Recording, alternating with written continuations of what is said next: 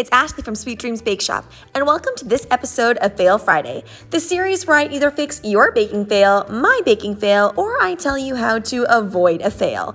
And way back many months ago, I used to do a lot of baking fail videos. I haven't done one in a little while, so I thought I would share something with you today.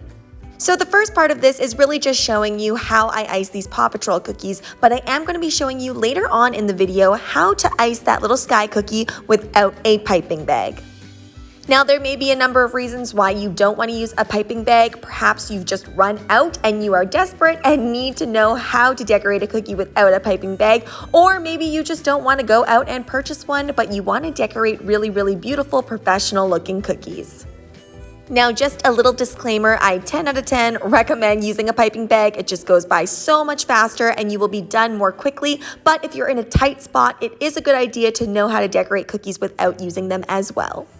So let's get into this tutorial. So what I'm doing is I'm just using my piping and flooding icing to create all of that lovely puffy icing on there. I'm also adding on some sanding sugars and some regular sprinkles as well. And if you want to know which materials I am using, I'm going to put all of the links down in the description box below. I have provided links both for American and Canadian Amazon. Unfortunately, at this time, I don't have any other countries on there, but I am looking towards getting those if that is something that you guys want me to do. If you purchase anything from Amazon through those links, it will help the channel at no extra cost to you. Now I'm doing a little bit of wet on wet technique. Now with wet on wet technique, it is really important that both your icing consistencies are the same. So you want to make sure that if you're mixing up your colors, you do it from the same batch and consistency of icing. And when you're squeezing those dots, all you do is squeeze and you let go. Now you want to make sure that you do this next part only once your cookie is fully dry. If you want to know how I get my base ice dry so quickly, then go ahead and check out that video in the right-hand corner. Then you're going to draw these little boxes here, and I am kind of tapering it. I'm making that bottom portion a little bit smaller than the top portion because I want to give a little bit of whim to my cake. Now, you don't need a cookie scribe. If you don't have one, you can use a toothpick just to kind of smooth out the little bubbles that might have occurred when you piped that out. And then I'm going to be taking some sanding sugar and pouring this on. It's best to use sanding sugar because it's nice and small and it looks really good on the cookie. If you go bigger than that, I find it looks a little bit chunky. Now I'm going to be piping on some paws, and I really love using piping and flooding icing for this type of detail because it keeps it really nice and puffy without things sinking in or holes being created. I know you know what I'm talking about, those little craters that happen, and that happens when your icing is too thin. I've mentioned this before, but super detailed characters, specifically Paw Patrol, are not really my favorite things to make. However, I do love creating something a little bit different that goes along with that character, but isn't necessarily overtly that character. And I feel like with Paw Patrol, the best way to nail this is to kind of use a main character, whichever one or a few that you like, and then take from that color palette to create something different. And using paws is a must.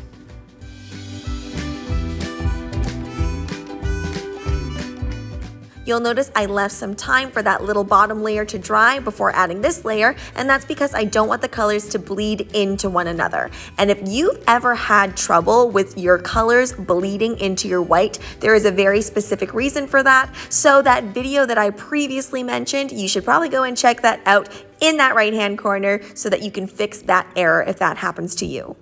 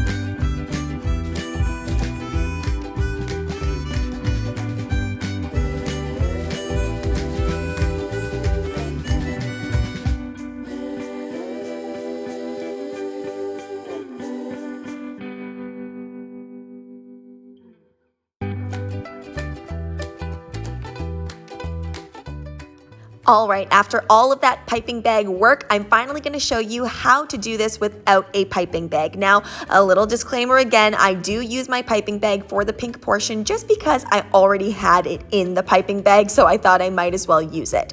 But for this brown portion, I didn't want to make a whole new piping bag. So all I'm doing is I'm taking that icing and I'm putting it on, and I'm using my cookie scribe to kind of paint with the icing. This is where having the right icing consistency really matters.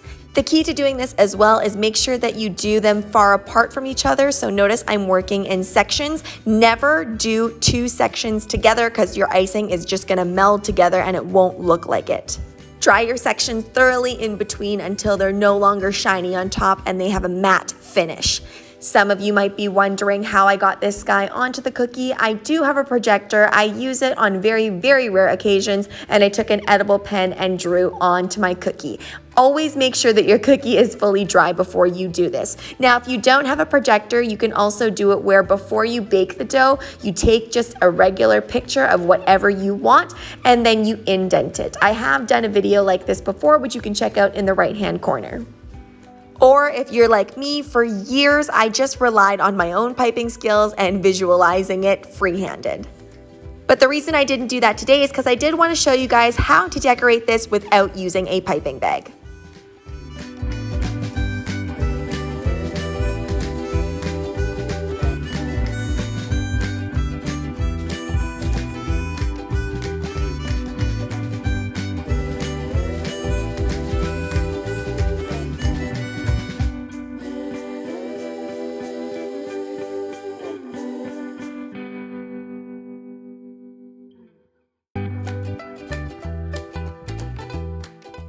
So I didn't have to use my piping bag here. Like I said, I already had it available, so I thought, why not? But you could easily use your cookie scribe for this portion too.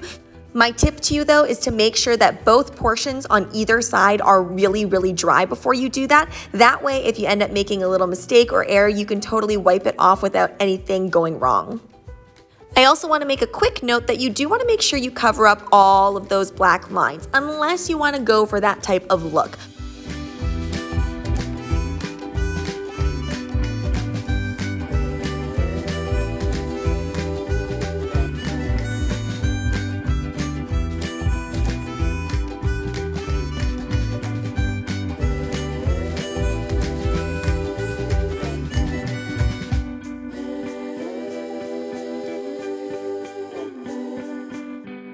Skye has some dark pink on her, but I didn't feel like painting her or creating more dark pink because I only am doing one of these, so I decided to just add on some nice hot pink sprinkles that I already had.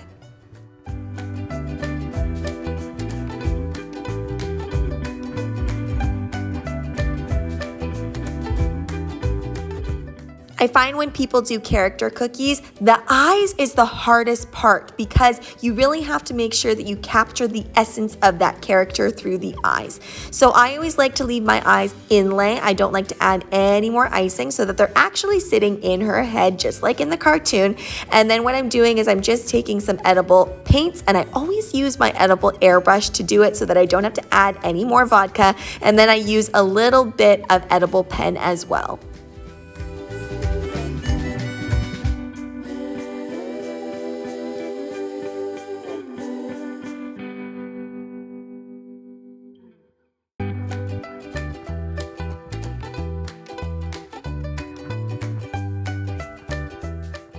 My last little trick I want to show you is because that edible paint is still a little bit wet, if I were to put on white icing on there, it's just going to bleed pink. So I use a tiny little sprinkle for eyes. I really love the way these turned out. I'm not so thrilled about the lighting though. As you guys know, I can't film during the midday, and my lighting in my house is just not as nice as the natural daylight.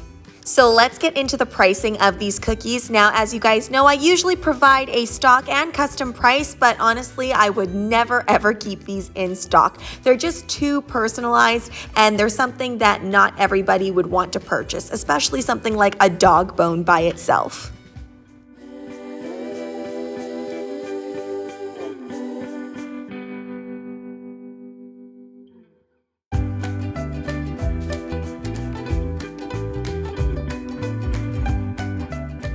Thanks so much for watching, guys. Don't forget to like, share, and subscribe so you can be part of the Sweetie fam. Right now, I'm uploading daily, so make sure you hit that notification bell so you know when I upload. Also, be sure to comment, request, or ask a question. I love hearing from you guys. Bye!